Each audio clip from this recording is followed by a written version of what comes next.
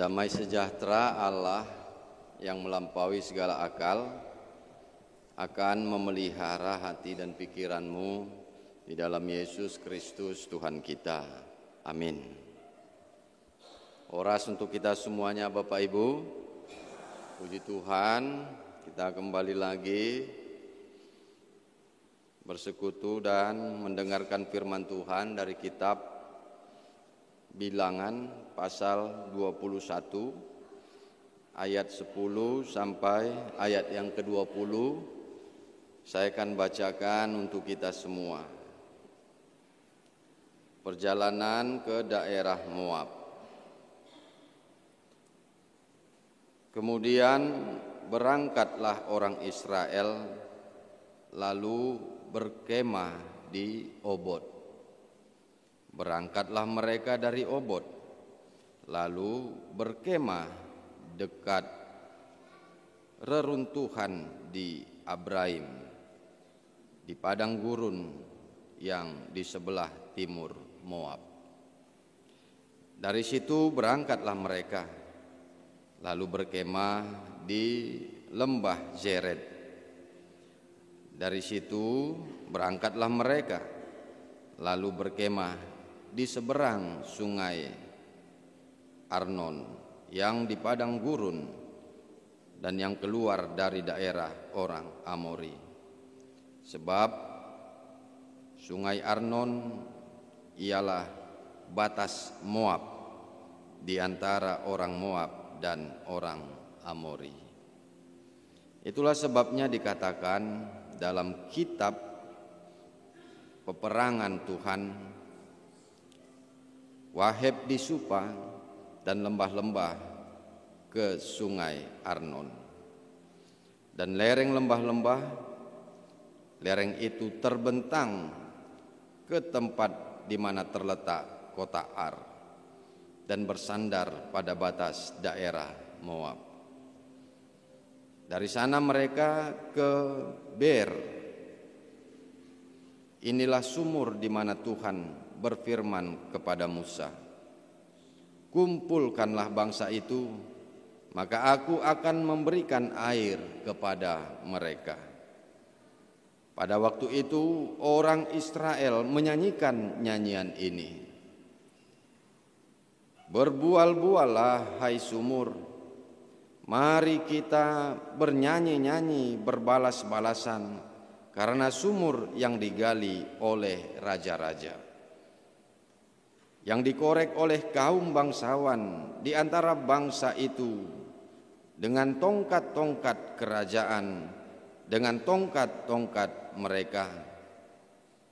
Dan dari padang gurun mereka ke Matana, dari Matana ke Nahaliel, dari Nahaliel ke Bamot, dari Bamot ke lembah yang di daerah Moab, dekat puncak gunung Pisga yang menghadap padang belantara. Demikianlah firman Tuhan. Bapak Ibu jemaat yang dikasihi oleh Tuhan kita Yesus Kristus, pada hari Minggu ini Tuhan mengajak kita untuk bersukacita.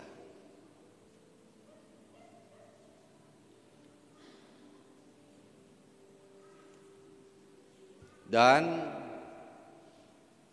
pada minggu ini, sebagaimana kita ketahui bersama, dinamakanlah Minggu Letare, yang artinya itu tadi, bersuka cita.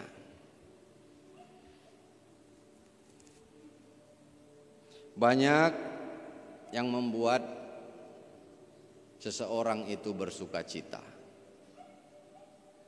Banyak yang membuat kita bersuka cita. Tetapi secara umum orang bersuka cita adalah di saat keinginannya terwujud. secara umum di saat keinginannya terwujud, maka dia akan bersukacita. Ingin sesuatu terwujud, dia bersukacita. Baju, sepatu, itu keinginannya terwujud, dia bersukacita. Keinginannya mendapat kerja, mendapatkan pekerjaan, dia bersukacita. Ingin jalan-jalan terwujud, dia bersukacita. Orang tua keinginannya anak-anaknya baik-baik semuanya terwujud, maka orang tua itu juga akan bersukacita. Anak-anak keinginannya supaya hidupnya, kebutuhannya dipenuhi, terwujud, maka anak-anak juga menjadi bersukacita. Tetapi sebaliknya Bapak Ibu, di saat orang keinginannya tidak terwujud, maka sebaliknya lah dia akan bersedih di dalam hatinya. Bapak Ibu jemaat yang dikasihi oleh Tuhan kita Yesus Kristus, dan melalui firman Tuhan kita di sini, sebagai umat Tuhan, kita harus senantiasa bersukacita.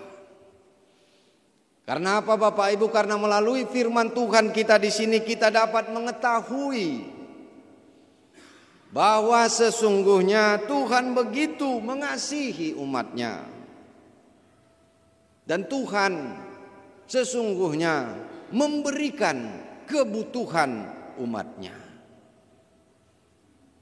Sebabnya saya katakan di sini dari awal bahwa kita diajak oleh Tuhan dan melalui firman Tuhan di sini untuk supaya kita bersukacita. Kenapa?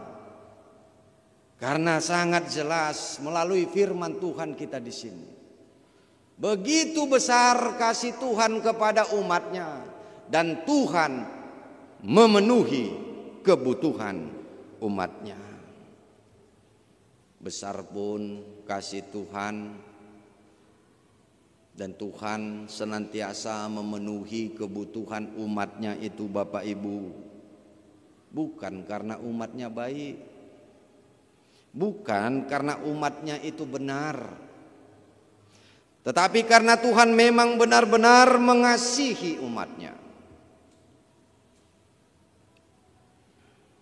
Inilah yang harus umatnya sadari dan ketahui, bahwa kalaupun Tuhan mengasihinya, kalaupun Tuhan memenuhi kebutuhannya, bukan karena umatnya itu melakukan yang baik, bukan karena umatnya melakukan yang benar sehingga layak di hadapan Tuhan dan Tuhan memberikan kebutuhannya.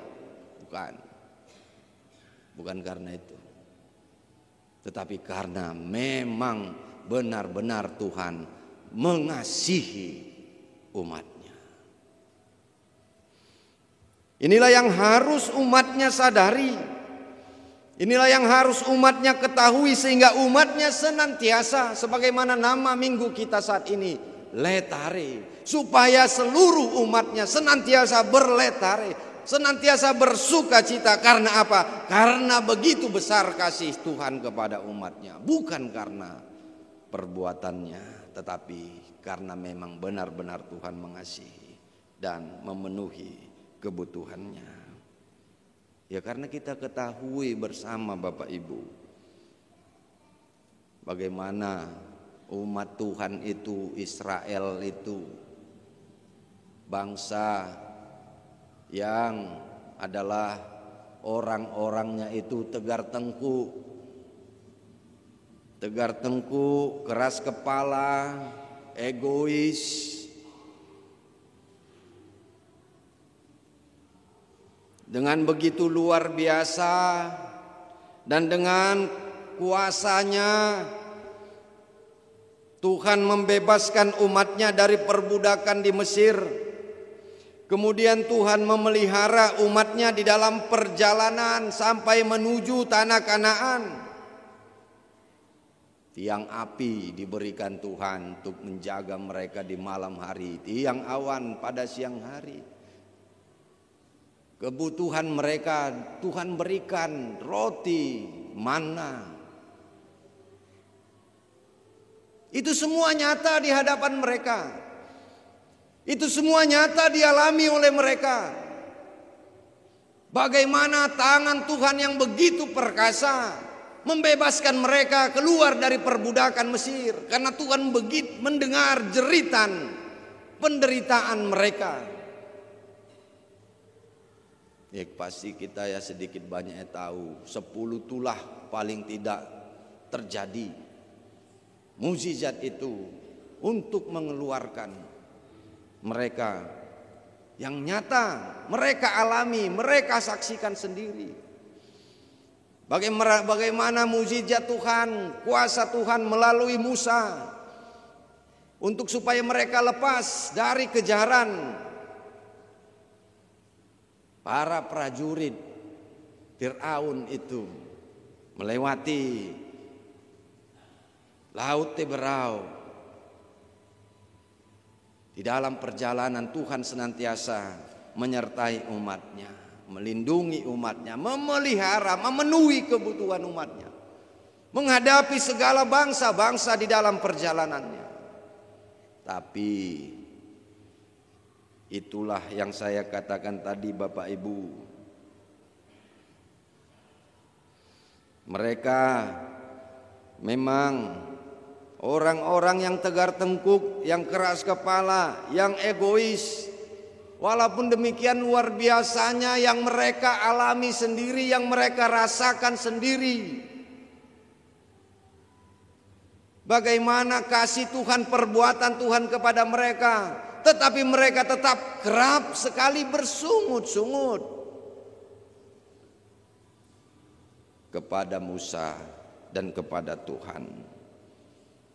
Ini yang bisa kita lihat tadi, kita mulai ayat 10 Bapak Ibu.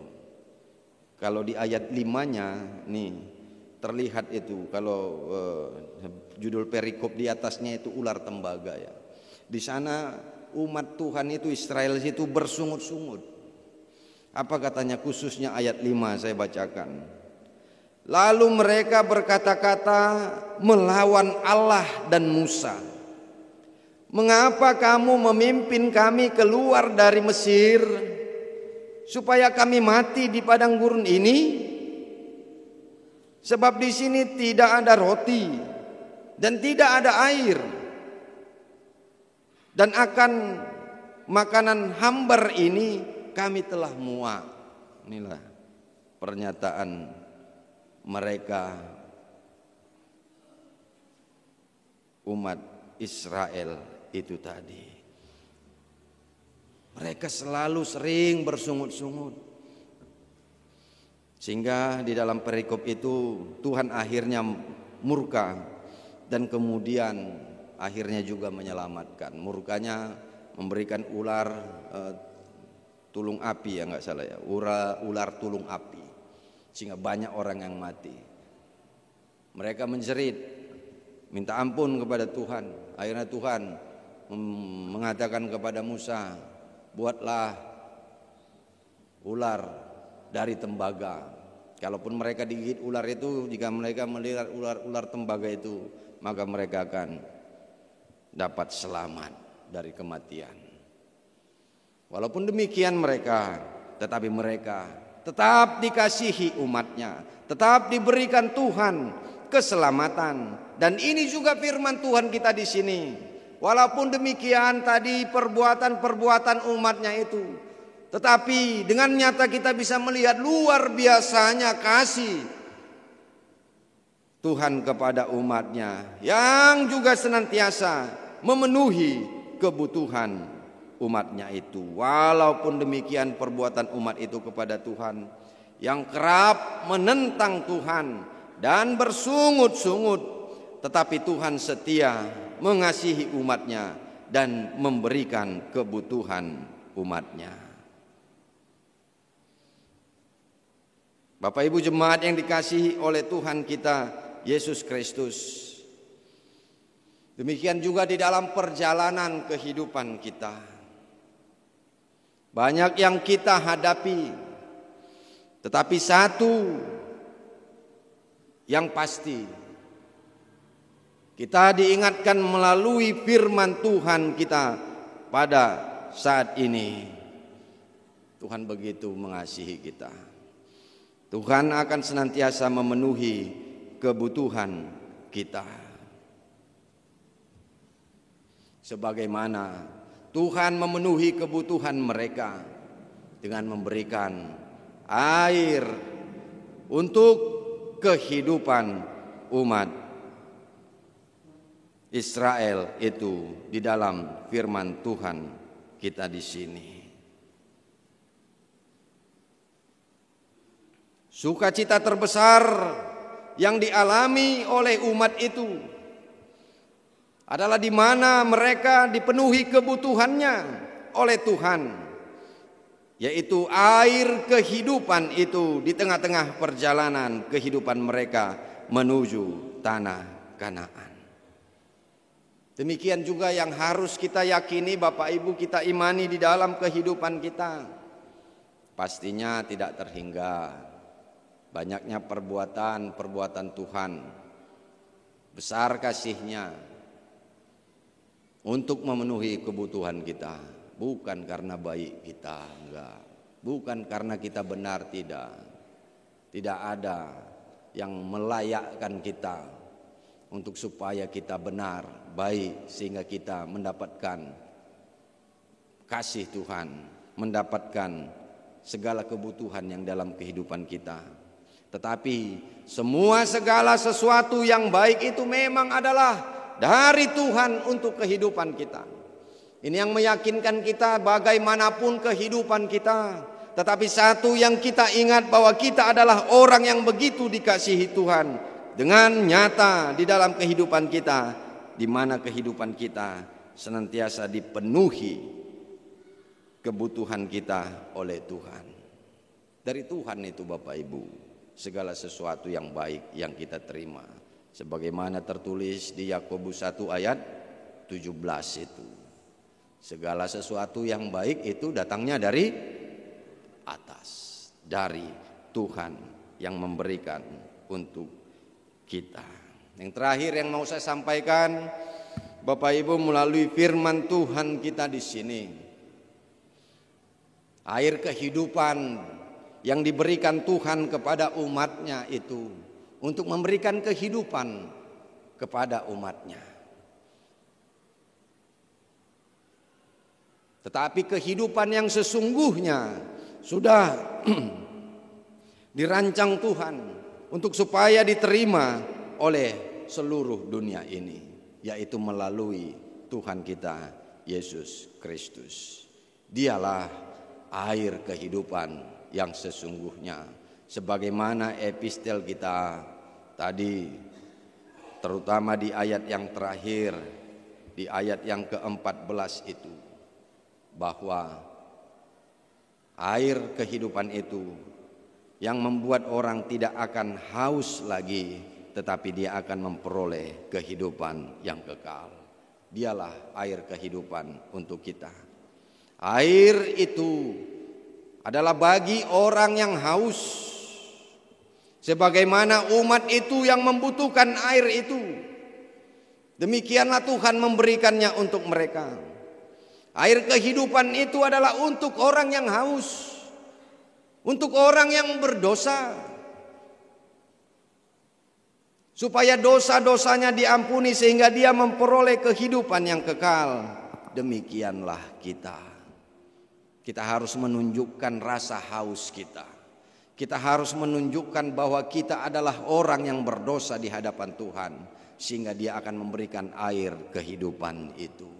Sebagaimana perempuan Samaria itu, yang begitu dia rendah, menunjukkan kerendahan hatinya. Dia adalah orang yang berdosa, sehingga Tuhan mengatakan bahwa dialah air kehidupan itu. Itu juga yang diajarkan di tengah-tengah gereja kita, bahwa kita adalah orang yang berdosa. Di saat kita bertemu dengan Tuhan, kita harus menunjukkan kerendahan hati kita. Tidak hanya rendah hati, bahkan rendah diri kita. Tidak ada yang bisa kita andalkan, tidak ada yang bisa kita banggakan kalau kita berhadapan dengan Tuhan. Maka kita harus menunjukkan sungguh-sungguh ketundukan kita, kerendahan hati kita di saat bertemu dengan Tuhan. Melalui ibadah di gereja kita, itu yang ditunjukkan.